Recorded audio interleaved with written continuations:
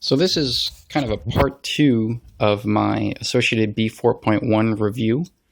I'll ask you to pardon the mess here on my desk a little bit. I'm going through a rebuild of my TA02. I'm kind of converting it into a top force chassis. I'll make a video about this later. But anyway, let's put that away there. B4.1. So in the previous video, I had the standard B4.1 chassis, and I talked about, applying weights to the outside of the chassis to dampen steering response, also make the chassis a little heavier to get more traction. And, for a while that kind of worked, but I still felt like I didn't have enough stability at the rear because other guys at the track, the really fast guys, they could punch the throttle coming out of the turns and the rear end was just planted. And every time I tried doing that, I would spin out. So I tried different types of tires in the rear, also in the front, to change the steering response at the front.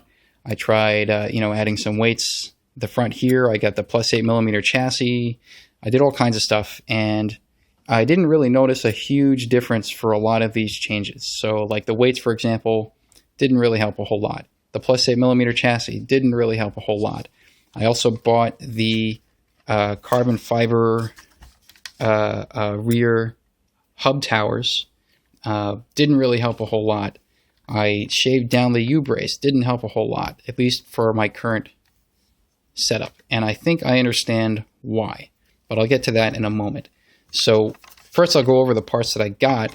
Plus 8mm chassis, supposed to make the wheelbase longer, make the car more stable, and that should work. It should work in principle, and it probably does. The other thing is, again, the carbon fiber rear hub towers. So the thing with those rear hub towers is that the mounting holes for the ball stud are a little bit lower than they are on the stock rear hub carrier. And so what that means is that the roll center will be a little bit higher for the same camber, the same everything else. Likewise, on the U-brace, maybe kind of hard to see because all these parts are black, but this bit here is the U-brace, and it extends all the way around. And on the back of this, there's a little sort of notch that extends up, and then the ball stud mounts on that. If you shave that down to be level with the rest of the U-brace, then that ball stud ends up being lower, and so you can further increase the roll center. So on a two-wheel drive or rear-wheel drive buggy, it's apparently helpful because that means that the car is rolling more like this in turns, and so that puts more weight onto the outside tire. You get a little bit more rear traction. At least that's, I think, the main physical principle that underlies the motivation for these hub towers and shaving down the U-brace. So that may help a bit. I also tried getting the black springs, just like in my B44. I tried the two-stage shock pistons, front and rear, but otherwise the stock shock oil and everything else. And all of these things probably help a little bit. Fiddled around with the tires. I used to run M3 suburbs. I tried M4 suburbs. I tried the AKA rebars, and I'm currently running on my B44. I've tried hole shots in the front. I've tried these J Concepts tires. I think they're what's the name for these? I can't remember the name. I've tried Proline 4-rib tires. I've tried mounting these suburbs or another set of these suburbs onto these wheels and running those. What I actually found is, I had previously been running these wider suburbs tires in the front. When I went to the 4-rib tires, that helped out a lot, and I think that was because the 4-rib tires just have a stiffer sidewall, so I just got a little bit more steering response. It seemed to help a bit. And then I switched to these for last weekend's race, and that seemed to offer me some benefit over the 4-rib tires for the current track layout. They changed the track layout. But the main thing that helped among all of these things was turning down the throttle endpoint on the motor. I talked about this in the first review video. I was running something around 70%, I think, and then they changed the layout, and they have more tight corners now, so I have to go down even further on the throttle endpoint, and that made a huge difference. I'm running this now at 60% endpoint. This is a 6.5 turn ballistic. So to start with, the motor's too hot for the chassis. You should really start with something like an 8.5 turn on a chassis like this. So just turning that down to 60% made a big difference. I can slide the car around a little more, going around corners, and have the confidence that I won't spin out when I punch the throttle coming out of turns, because I'm not accessing the full power of the motor. So if you're running a two-wheel drive buggy, whether it's an associated or a low-C or whatever, and you have a hot motor or just a modified brushless motor, and you're finding that you're having problems with rear traction, the first thing I would recommend trying, based on everything that I've tried, is turn down the throttle endpoint on the motor, because chances are you won't even be able to access all of that motor power on any part of the racetrack, even the front stretch.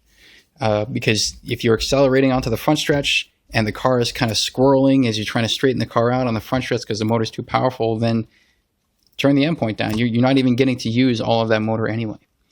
So try that out first. And then once you get that figured out, then you can play around with different springs, playing around with the U-brace and the rear hub towers and the longer chassis and everything. So I made the mistake of getting all this other stuff first before just turning this endpoint down further to try to get more control over the car.